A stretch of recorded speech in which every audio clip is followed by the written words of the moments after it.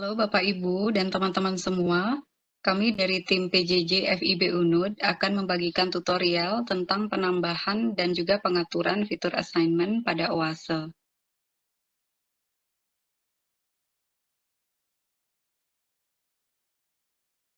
Halaman ini sudah terbuka, artinya adalah Bapak Ibu sudah berhasil login. Jadi kita taruh kursor kita di My Courses, kemudian pilih salah satu mata kuliah. Setelah itu sebelum mulai aktivitas, klik Turn Editing On di kotak merah ini di bawah logo UNUD. Ya, berikutnya silahkan pilih salah satu topik atau week yang sudah Bapak Ibu setting sebelumnya. Ya, ini contohnya ya, saya menggunakan week, tapi Bapak Ibu bisa juga menggunakan topik. Jadi di week ini saya akan menambahkan tugas atau fitur assignment. Caranya adalah dengan klik Add an Activity or Resource di kotak hijau ini. Kemudian akan terlihat seperti ini, Bapak Ibu klik Assignment, paling atas, dan Bapak Ibu klik Add di bawah di kotak berwarna hijau. Ya, di sini sudah terlihat bahwa Bapak Ibu sedang menambahkan assignment baru pada week atau topik yang telah dipilih. Assignment ini terdiri dari 13 bagian yang nantinya akan dijelaskan satu persatu.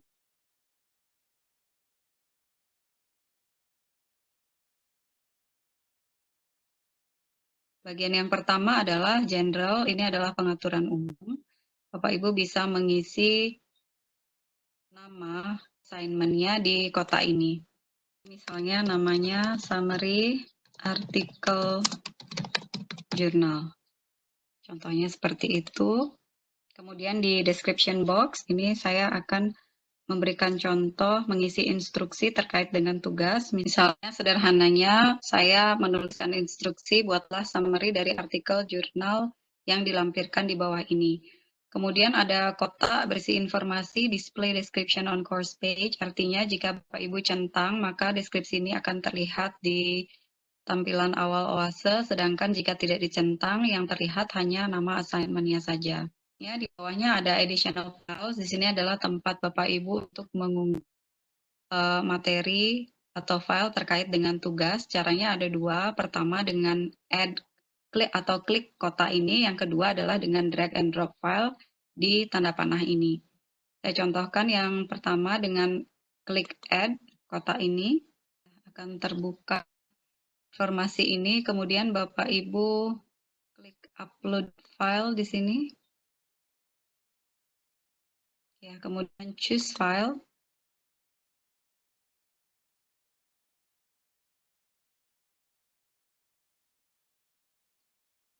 Ini salah satu file yang akan di-upload. Diklik, kemudian klik open. Jadi judulnya terlihat di sini, kemudian klik upload this file di kotak warna merah ini. Ya, di sini sudah terlihat file yang sudah upload. Berikutnya, cara yang kedua adalah drag and drop. Jadi buka file Explorer, kemudian Bapak Ibu pilih salah satu file yang akan di-drag. Ini, jadi saya klik, kemudian saya drag ke bawah, saya bawa ke kotak ini sampai terlihat ikon tanda panah. Tunggu beberapa saat, ya, jadi sudah terlihat dua file yang di-attach atau diunggah.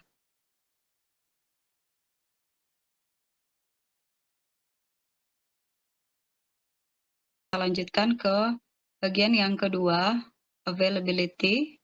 Availability ini adalah pengaturan untuk batasan waktu yang diberikan kepada mahasiswa untuk mengumpulkan tugasnya. Biasanya pada saat kita membuka, ini sudah tersetting atau submission form-nya yang merupakan tanggal awal atau batasan awal mahasiswa dapat mengumpulkan tugas. Kemudian di sini due date-nya ada batasan akhirnya salah 1 minggu. Kemudian ada remind me to grade by, ini adalah tanggal untuk pengingat bagi Bapak Ibu dosen untuk hasil tugas mahasiswa. Nah, cut off date ini optional, jadi Bapak Ibu bisa mengisi dengan tanggal yang sama dengan due date, atau bisa juga sehari setelah atau seminggu setelah due date-nya.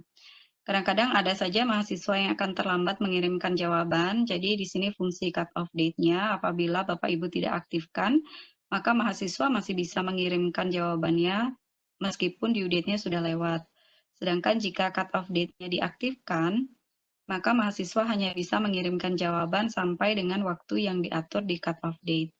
Jadi Bapak Ibu sekali lagi pastikan waktu cut off date ini sama dengan waktu due date atau misalnya setelah due date.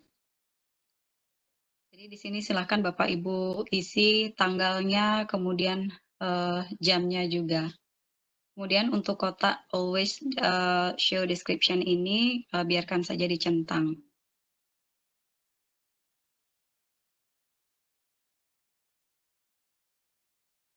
Ketiga adalah submission types. Ini tipe pengumpulan tugasnya ada dua pilihannya, ada online text dan file submission. Jika Bapak Ibu menginginkan mahasiswa untuk mengumpulkan tugasnya berupa file, bisa dicentang file submission, kemudian di bawahnya ada jumlah maksimal file yang dapat diupload. Misalnya di sini pilihannya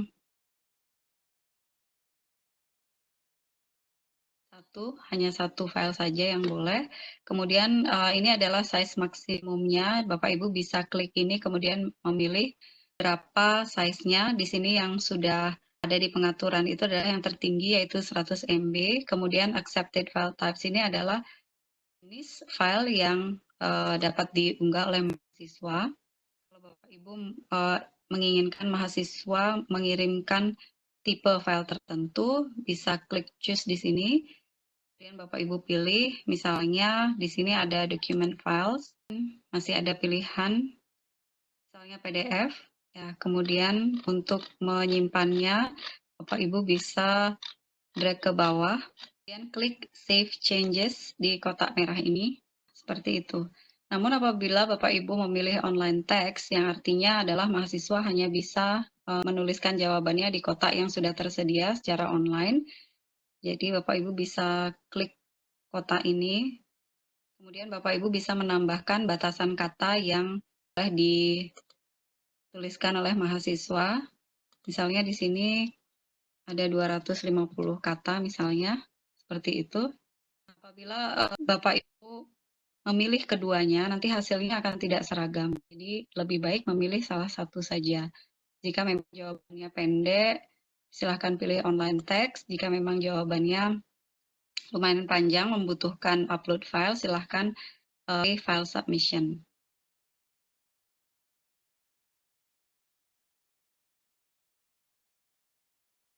Selanjutnya kita lanjutkan ke feedback types. Ini digunakan untuk memberikan umpan balik tugas yang dikirimkan oleh mahasiswa.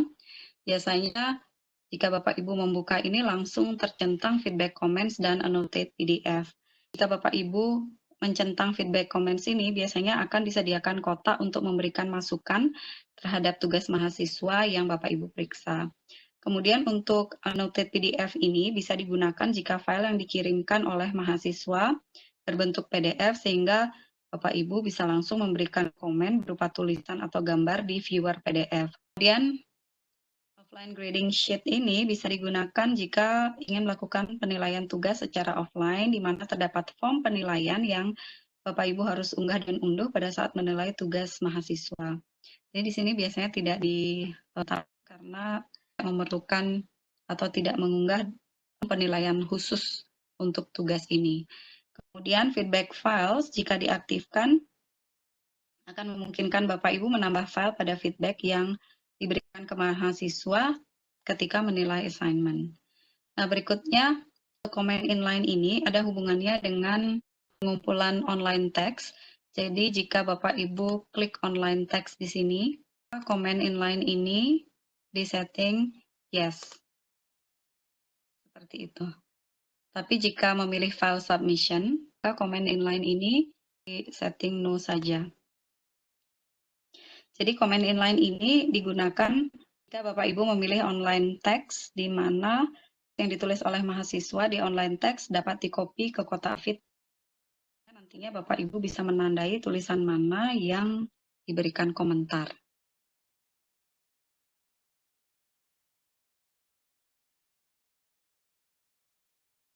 Yang kelima, yaitu submission settings.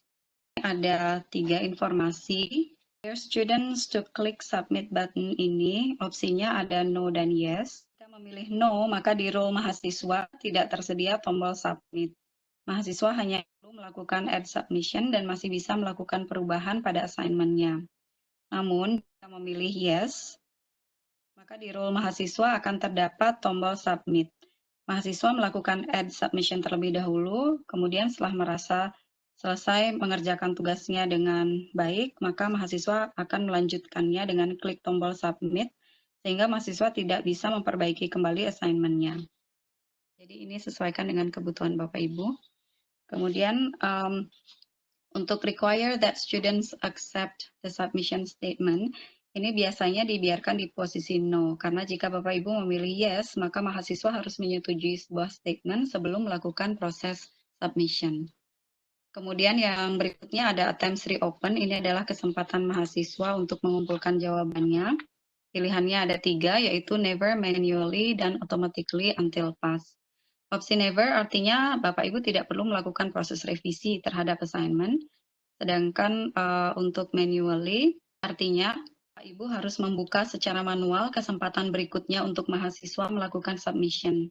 Si automatically until pass artinya mahasiswa akan dibukakan kesempatan secara otomatis untuk melakukan submission lagi selama nilai yang diberikan dosen masih di bawah nilai kelulusan. Jadi nilai kelulusan ini diatur pada menu grade pada bagian grade to pass. Jadi Bapak Ibu silakan memilihnya. Ini saya contohkan never.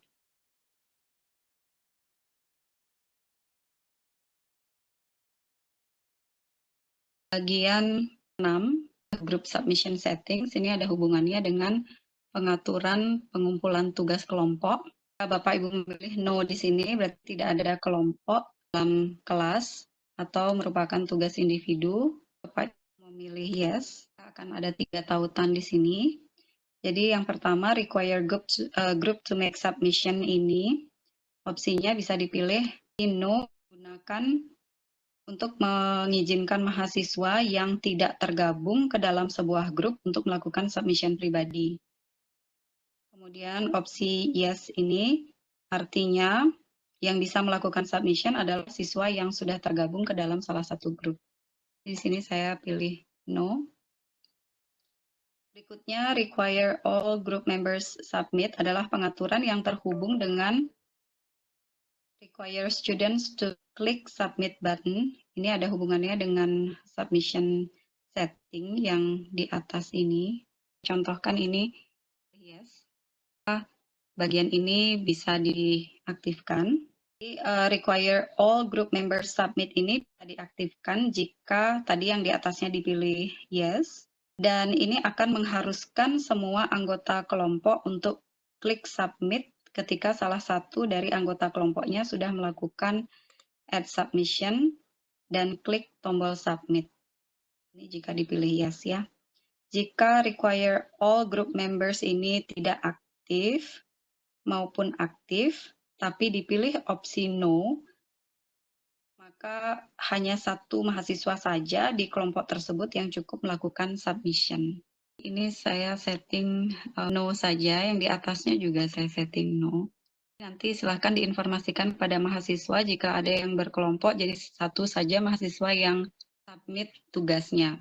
Berikutnya, grouping for students group digunakan untuk mengatur tugas kelompok. Jadi umumnya ini pengaturan adalah dengan none saja, karena Ibu belum memiliki kelompok. Jika misalnya Bapak Ibu sudah memiliki kelompok dalam satu kelas atau mengajar kelas paralel misalnya, itu bisa dipilih ini settingannya untuk kelas yang mana.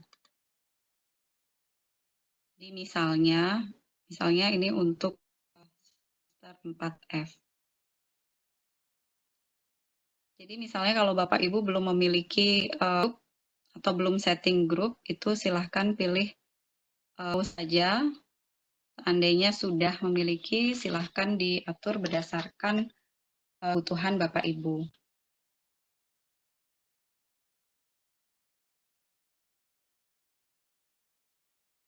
Ini adalah bagian yang ketujuh, informasi tentang penilai. Jadi notify grader about submission, ini jika Bapak Ibu pilih yes, sistem akan mengirimkan email ke dosen setiap ada mahasiswa yang melakukan submission. Jadi notifikasinya via email. Saya akan pilih no saja. Kemudian notify graders about late submissions, jika dipilih yes, maka sistem akan mengirimkan email ke dosen setiap ada mahasiswa yang telat melakukan pengumpulan due date yang ditentukan tadi di atas. Jadi itu juga saya pilih no, agar tidak terlalu banyak email yang masuk. Kemudian untuk default setting for notify students ini jika dipilih yes, maka sistem akan mengirimkan email ke siswa jika ada aksi yang dilakukan dosen terhadap assignment yang dikirim. Misalnya dosen melakukan penilaian, sudah akan ada notifikasi ke email mahasiswa. Jadi ini saya settingnya yes.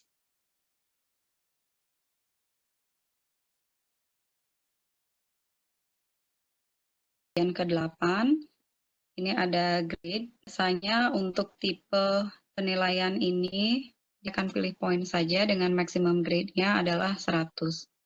Untuk grading method, kategori, dan grade to pass, ini pengaturannya ada di grade. Nanti akan ada atau sudah ada video tentang grading. Untuk pengaturan di OASE ini silahkan Bapak Ibu lihat. Jadi ini saya pilih simple direct grading saja, kemudian ini uncategorized, kemudian ini saya kosongkan. Tapi jika Bapak Ibu memiliki standar bagi mahasiswa untuk dapat dari satu tugas, itu silahkan diisi terkait dengan pengaturan di grading. Kemudian untuk blind marking ini, Bapak Ibu memilih yes, maka dosen tidak akan mengetahui identitas mahasiswa yang diperiksa, di mana nama mahasiswa akan menjadi partisipan 1, partisipan 2, dan selanjutnya. Sebaliknya, jika dipilih opsi no, dosen bisa mengetahui identitas mahasiswa yang diperiksa. Jadi saya biarkan no saja di sini. Berikutnya untuk bagian hide grader identity from students, jika Bapak Ibu memilih yes, maka mahasiswa tidak akan bisa melihat identitas yang memeriksa assignment.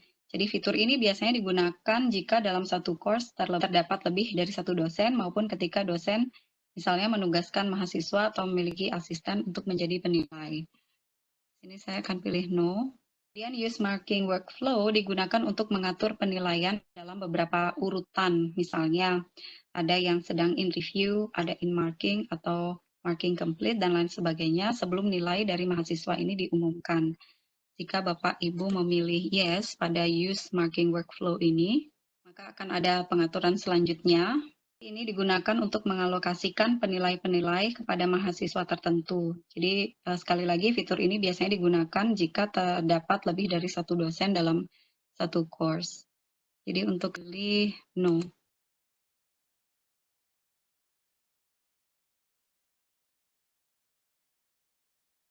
Bagian yang ke-9 yaitu Geo Settings. Di sini dibagi menjadi 3 subbagian. Availability digunakan untuk menunjukkan atau menyembunyikan assignment dari mahasiswa. Jika Bapak Ibu memilih Show on Course Page, berarti assignment ini bisa dilihat oleh mahasiswa. Sebaliknya, jika memilih Hide from Students, akan menyembunyikan assignment ini dari mahasiswa. Kalau saya memilih Show on Course Page, agar tugas ini bisa dilihat oleh mahasiswa. Kemudian umumnya field ID number ini di set kosong. Namun jika Bapak Ibu mengisinya bisa saja, namun sebelumnya akan ada pengaturan yang Bapak Ibu lakukan di gradebook. Kemudian untuk group mode, apabila di sini ada grup atau grouping, maksudnya di course ini, jadi Bapak Ibu bisa memilih salah satu dari separate groups atau visible groups.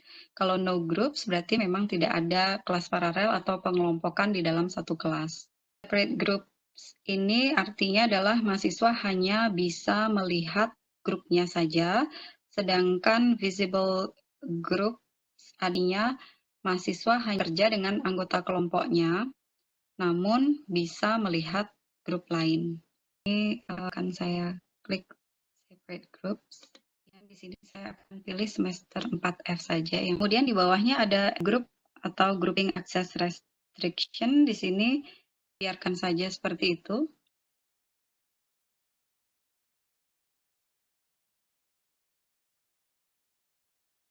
Berikutnya, kita ke bagian 10, yaitu restrict access. Ini adalah pengaturan yang sangat membantu, terutama jika Bapak Ibu mengelola mata kuliah yang di dalamnya ada kelompok-kelompok, maupun jika Bapak Ibu mengelola kelas paralel. Di sini pengaturannya tadi sudah groupingnya itu untuk semester 4F, jadi otomatis akan kelihatan di sana.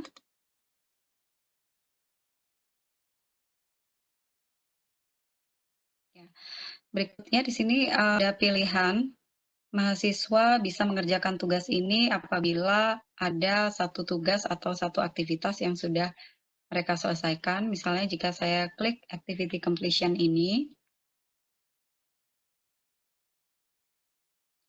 maka ini bisa dipilih salah satu prasyaratnya.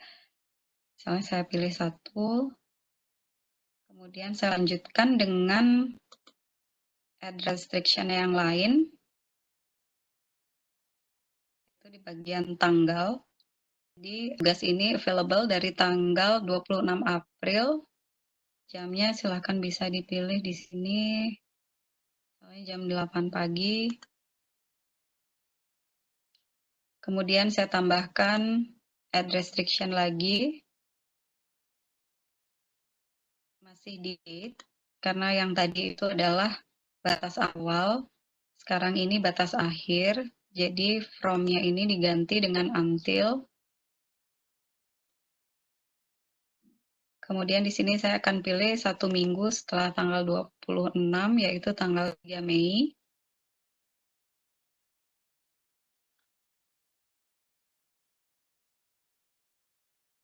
Ya, misalnya 3 Mei.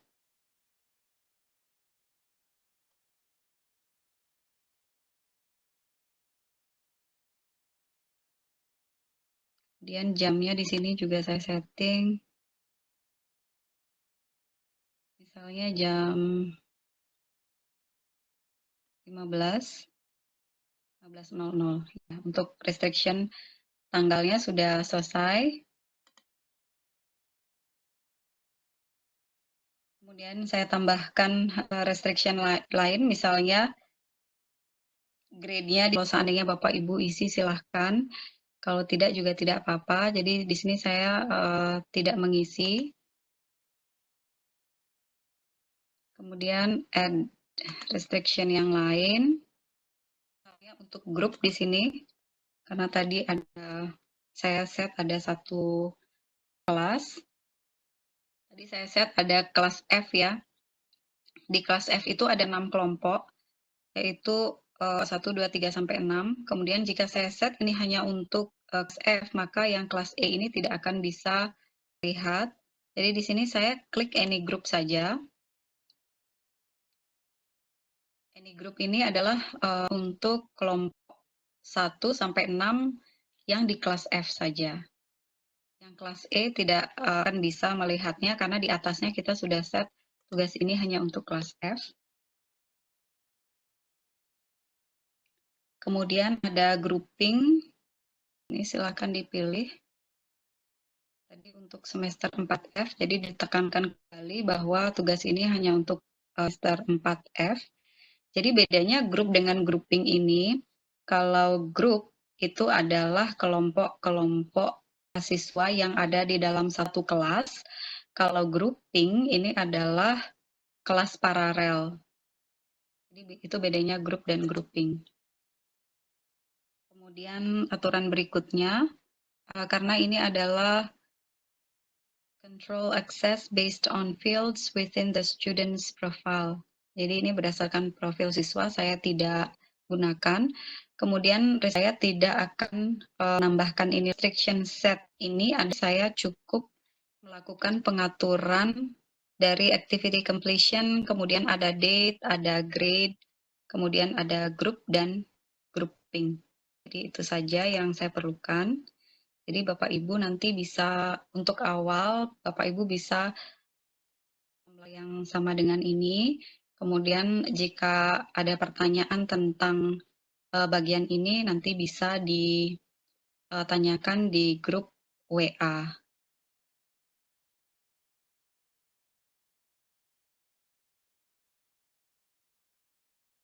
Bagian 11 ini adalah activity completion. Di completion tracking ini pilihannya ada, yang pertama adalah do not indicate activity completion, artinya mahasiswa tidak perlu memberitahu bahwa mereka sudah melengkapi tugas ini. Yang kedua, students can manually mark activity as completed.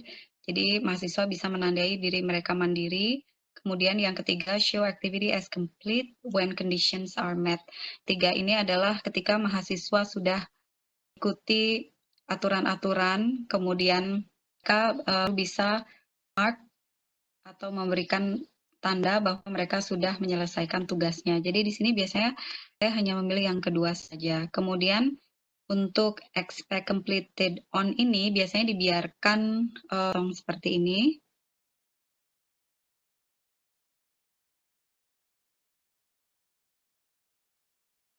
Bagian 12, teks ini bisa Bapak Ibu gunakan jika Bapak Ibu ingin menambahkan short name untuk tugas ini agar nantinya bisa terlihat di profil. Jadi untuk ini saya tidak menambahkan short name, karena saya hanya cukup bisa melihatnya nanti di bagian week 1, di bagian assignment week 1.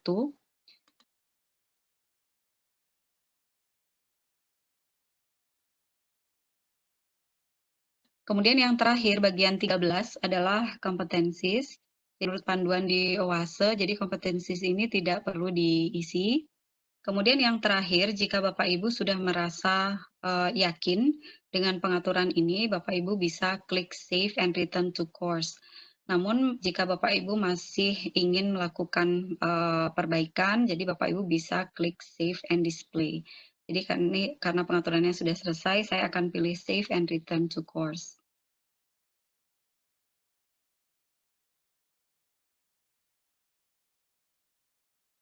Kita lihat hasilnya pada tampilan OASE di week 1. Sudah terlihat tugasnya, jadi nama tugasnya atau assignment-nya di sini adalah summary article journal, itu khusus untuk semester 4F. Kemudian di sini ada restrict access-nya, jadi hanya mahasiswa di kelas 4F saja yang bisa mengerjakan ini. Kemudian activity-nya is marked complete, kemudian bisa dikerjakan dari 26 April sampai 3 Mei. Kemudian kelompok mana saja di semester F ini bisa mengerjakan tugas ini. Jadi kelompok dari kelompok 1 sampai 6. Kemudian di bawahnya ini terlihat deskripsi dari tugasnya yang tadi sudah dicontohkan. Jadi buatlah summary dari artikel jurnal yang dilampirkan di bawah ini. Di bawah ini maksudnya tadi di pengaturan itu ada 2 file yang jadi Bapak Ibu, sekian untuk penambahan dan pengaturan fitur assignment pada OASE. Semoga bisa membantu Bapak Ibu yang ingin menambahkan fitur assignment ini pada OASE. Selamat mencoba Bapak Ibu, terima kasih.